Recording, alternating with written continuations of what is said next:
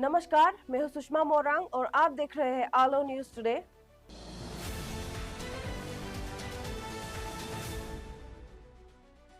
शुरू करते हैं आज की पहली समाचार से।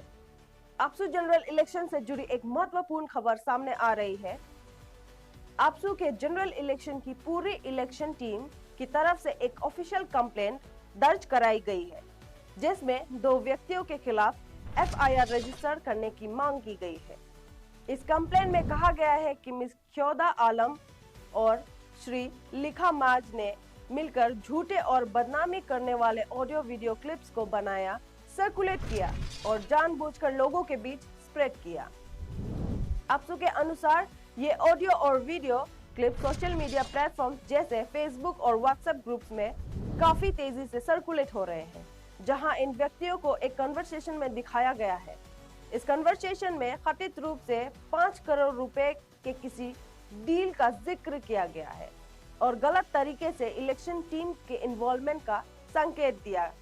हालांकि इलेक्शन टीम ने इन सभी आरोपों को पूरी तरह से निराधार बताया है और कहा है कि इनमें किसी भी तरह की सच्चाई नहीं है और ये बातें बिल्कुल डजंट होल्ड एनी वाटर है।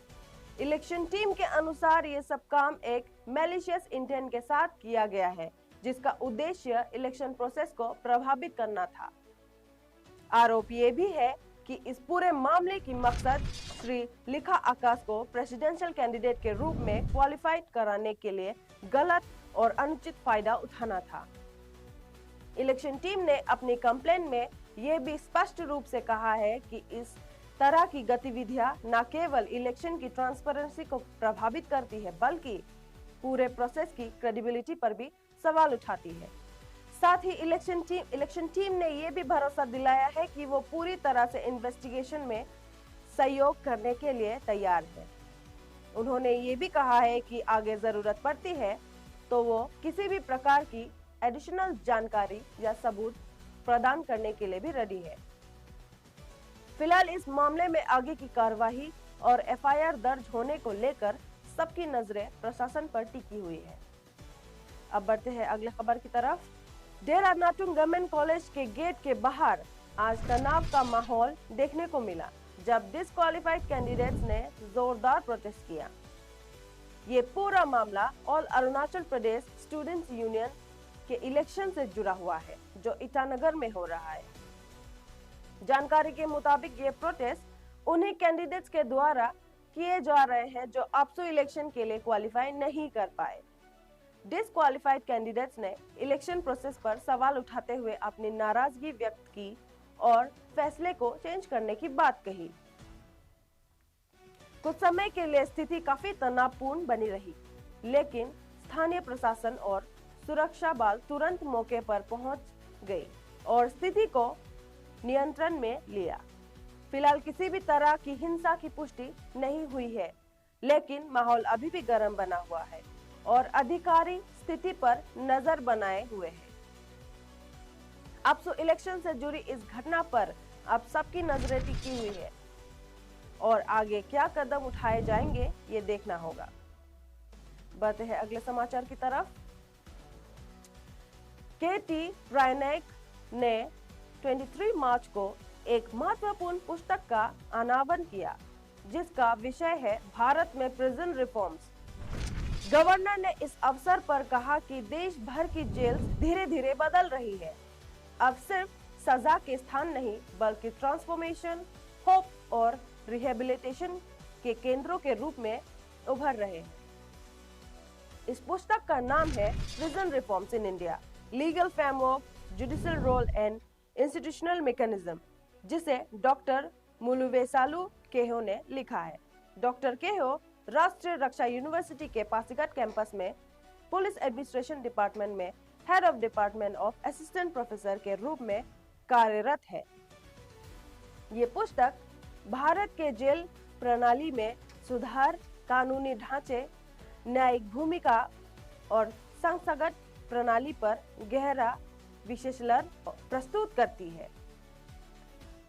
इस अनावरण के साथ ही प्रिजन रिफॉर्म्स पर एक नई चर्चा को भी बल मिलने की उम्मीद है। बढ़ते हैं आगे। आज की एक बड़ी खबर, देश के न्याय व्यवस्था से जुड़ी हुई है। सुप्रीम कोर्ट ऑफ इंडिया ने एक महत्वपूर्ण फैसले सुनाते हुए कहा है कि जो व्यक्ति हिंदुइज्म, सिखिज्म या बुद्धिज्म से किसी अन्य धर्म में कन्वर्ट करते हैं, उन्हें शेड्यूल्ड कास्ट का दर्जा नहीं मिलेगा। कोर्ट ने अपने फैसले में यह भी स्पष्ट किया है कि शेड्यूल्ड कास्ट का स्टेटस सिर्फ उन्हीं लोगों के लिए सीमित है जो हिंदुइज्म, सिखिज्म और बुद्धिज्म को मानते हैं। जैसे कि कॉन्स्टिट्यूशन शेड्यूल्ड कास्ट ऑर्डर 1915 में व्यवस्था की गई है। इसका सीधा मतलब यह है कि अगर कोई व्यक्ति इन धर्मों से कन्वर्ट होकर किसी और धर्म को अपनाते हैं, तो उन्हें शेड्यूल्ड कास्ट के तहत मिलने वाली रिजर्वेशन बेनिफिट्स जैसे शिक्षा, नौकरियां और राजनीतिक प्रतिनिधित्व में मिलने वाली सुविधाएं अब प्राप्त नहीं होंगी। ये फैसला रिजर्वेशन पॉलिसी और सामाजिक न्याय के मुद्दे पर एक बार फिर से गहरी चर्चा के विषय बन सकता है। बढ़ते हैं आगे और अब आज की आखिरी खबर जो अंतरराष्ट्रीय राजनीति से जुड़ी हुई है। रिपोर्ट्स के मुताबिक डोनाल्ड ट्रंप ने मिडिल ईस्ट में चल रही तनाव के बीच नरेंद्र मोदी से बात की। इस वार्तालाप का मुख्य केंद्र था स्ट्रेट ऑफ हॉर्मुज को खुला रखना और क्षेत्र में स्थिरता बनाए रखना। ये रास्ता भविष्य व्यापार के लिए बहुत ही महत्वपूर्ण माना जाता है। वे विकास इस बात को भी दर्शाता है कि ग्लोबल डिप्लोमेसी में भारत की भूमिका लगातार मजबूत हो रही है।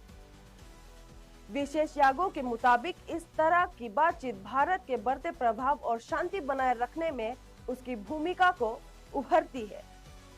ऐसे समय में जब मिडिल ईस्ट में स्थिति संकटपूर्ण बनी हुई है, भारत का सक्रिय भागीदारी ग्लोबल पीस डिस्कशन में एक महत्वपूर्ण कदम माना जा रहा है।